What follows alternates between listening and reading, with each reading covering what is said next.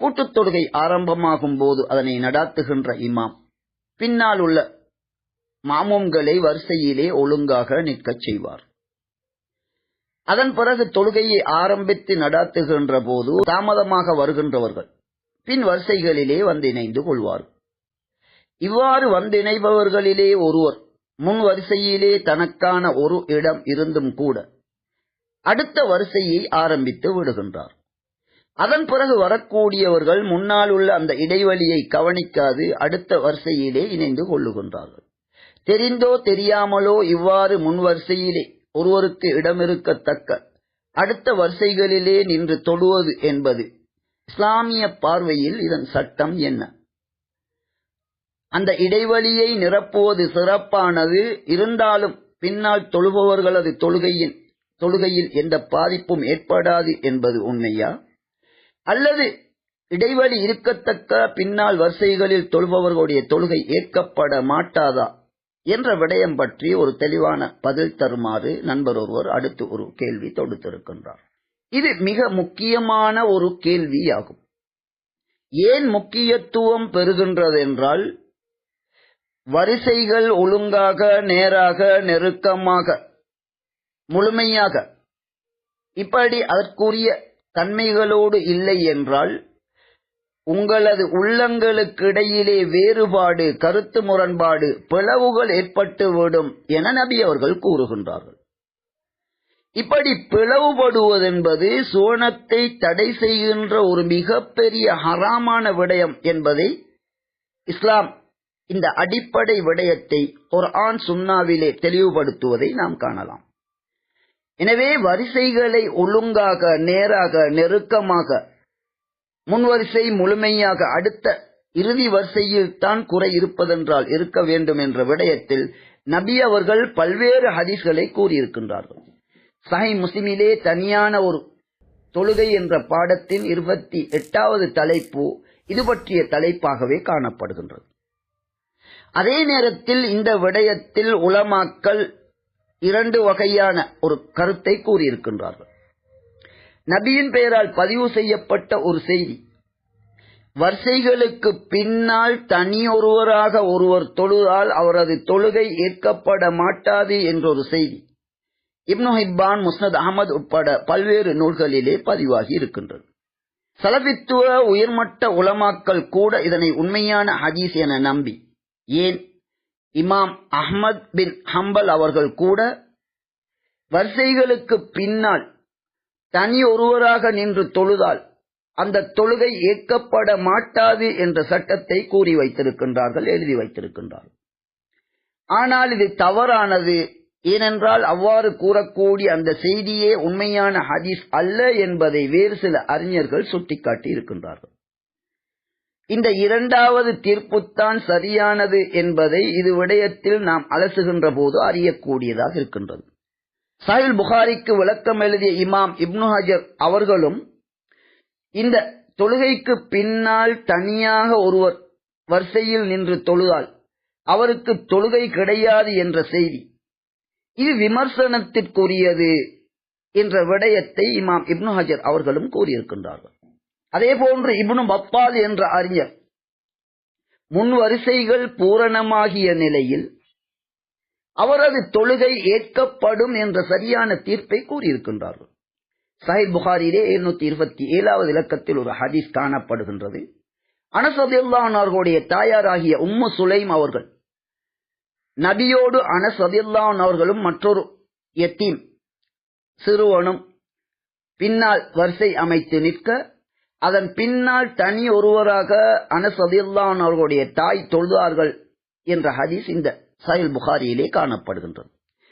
எனவே இதற்கு முரணான ஒரு செய்தியை கூறுகின்ற ஒன்றாகத்தான் இந்த விடயம் காணப்படுகின்றது. ஒட்டுமொத்தத்தில் அறிஞர்கள் கருத்து முரண்பட்டிருந்தாலும் கூட வளமை போன்று குர்ஆன் சுன்னா ஒளியில் எது சரி என்று நாம் அலசுகின்ற போது தனி ஒருவராக தொழுகையிலே முன்வரிசைகள் பூரணமான நிலையில் தாமதமாகி வந்த ஒருவர் ஒரு வரிசையிலே தனியாக நின்று இறுதி வரைக்கும் தொழுது முடித்தால் அது நிச்சயமாக ஏற்கத்தக்கதாகும். அதற்கு அவருக்கு மாற்று வழி கிடையாது.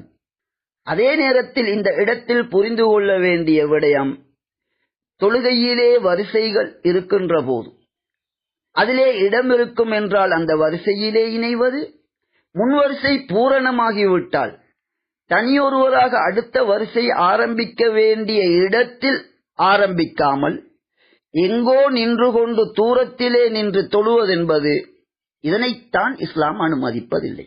மிகச் சிறந்த உதாரணம் இது காபாவிலே இடம்பெறுகின்றது, நடைபெறுகின்றது. இமாம் தொழுவிக்கும் போது இமாமோடு வரிசைகளிலே நின்று தொழுகின்றவர்கள் இந்த இமாமோடு சேர்ந்து தொழுவதாக இதனை சுற்றி வர தூர இடங்களிலே இருக்கின்ற ஹோட்டல்கள் போன்றவற்றிலே அவர்கள் தனியான ஒரு இடத்தை அமைத்து அதே நேரம் காபாவிலே தொழுவிக்கின்றவர்களோடு சேர்ந்து தொழுகின்றார்கள். இது இஸ்லாமிய வழிமுறை கிடையாது.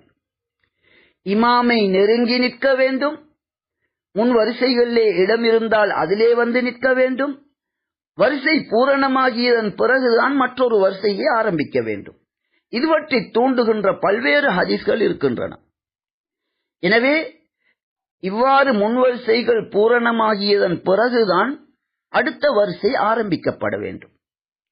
முன்வரிசையில் ஒருவருக்கு இடம் இருக்கும் போது ஒருவர் அடுத்த வரிசையை ஆரம்பித்து விட்டால் அது சிறப்பானதல்ல, அவர் சிறப்பை இழப்பார். இருந்தாலும் அவரது தொழுகை ஏற்கப்படும். அது ஏற்கப்பட மாட்டாது என்பதற்கு சஹீஹான எந்த அறிவிப்பும் கிடையாது. சஹீஹ் அல்லாத ஒரு அறிவிப்பை முன்வைத்து, அதாவது வரிசைகளுக்கு பின்னால் தனியொருவர் நின்று தொழுதால் அவரது தொழுகை ஏற்கப்பட மாட்டாது என்பதாக நபியின் பெயரால் காணப்படுகின்ற உண்மைப்படுத்தப்படாத செய்தியை கொண்டு இவ்வாறு ஒரு சிலர் அந்த தொழுகை கூடாது என கூறுவது ஏற்கத்தக்கதல்ல. ஏனென்றால் அவர்களுடைய ஆதாரம் உண்மையான ஹதீஸ் கிடையாது. அதே நேரத்தில் நாம் மேலே சொன்ன அந்த புகாரியிலே வரக்கூடிய ஹதீஸ், அனஸ் ரலியல்லாஹு அன்ஹு அவர்களுடைய தாயார் நபிக்கு பின்னால் தனியாக நின்று தொழுதிருக்கின்றார்கள். இது பெண்களுக்கு மட்டும் உரியது என்று கூறுகின்றார்கள். அப்படியான எந்த ஒரு அறிவிப்பும் கிடையாது. நடைமுறையில் கூட முன் வரிசைகளிலே ஒருவருக்கு கூட இடமில்லாத நிலையில் தனி ஒருவராக வருபவர் இவர் என்ன செய்வார்? அவருக்கு இருக்கின்ற ஒரே வழி அடுத்த வரிசையில் தனியாக நின்று தொழுகையை இமாமோடு தொடர்வது. அதன் பிறகு எவரேனும் வந்து இணைந்து கொண்டால் அதுவும் சரியானது. எவருமே வராமல் முன்வரிசைகள் பூரணமாகிய நிலையில் அதனோடு சேர்ந்த அடுத்த வரிசை ஆரம்பிக்க வேண்டிய இடத்தில் ஒருவர் தனியாக இறுதி வரை நின்று தொழுதால் கூட அது ஏற்கப்படும். அது ஆணாக இருந்தாலும் சரி, பெண்ணாக இருந்தாலும் சரி. எனவே முன்வரிசையில் ஒருவருக்கு இடம் இருக்கத்தக்க அடுத்து வருபவர் அந்த இடத்தில் நிற்பதென்பது மிகச் சிறந்தது. அதுதான் தூண்டப்பட்டுள்ளது. அதனை புரிந்து கொள்ளாத ஒருவர் அடுத்த வரிசையை ஆரம்பித்து விட்டால் என்றால் அதன் பிறகு வருபவர்களாவது அந்த வரிசையை நிரப்புவதற்கு முயற்சி செய்ய வேண்டும். அதற்கு தனியான கூலி அவர்களுக்கு கிடைக்கும். எவருமே அந்த தனி ஒருவருக்கான இடைவெளியை நிரப்பாது பின்னால் வரிசைகளிலேயே நின்று வருகின்றார்கள் என்றால் மிகப்பெரிய சிறப்பை இவர்கள் இழக்கின்றார்கள். ஆனால் இவர்களுடைய தொழுகை செல்லுபடி ஆகாது என்பதற்கு குர்ஆன் சுன்னாவில் இருந்து எந்த ஆதாரமும் கிடையாது. அந்த தீர்ப்பை மிகப்பெரிய ஒரு சில அறிஞர்கள் கூறியிருக்கின்றார்கள். உறுதியற்ற ஒரு செய்தியை சஹீஹான ஹதீஸ் என நம்பியதே இதற்குரிய காரணம். காரணம் எப்படி இருந்தாலும் அந்த தீர்ப்பு தவறானதாகும். எனவே இமாமை நெருங்கி முன் வரிசைகளை பூரணப்படுத்தி தொழுவது மிகச் சிறப்பானதாகும். ஒருவருக்கு இடம் இருக்கின்ற நிலையில் அடுத்த வரிசையை ஒருவர் ஆரம்பித்து விட்டால் அதன் பிறகு வருபவர்கள் இடைவெளிகளை முடியுமானவரை நிரப்ப முயற்சிக்க வேண்டும்.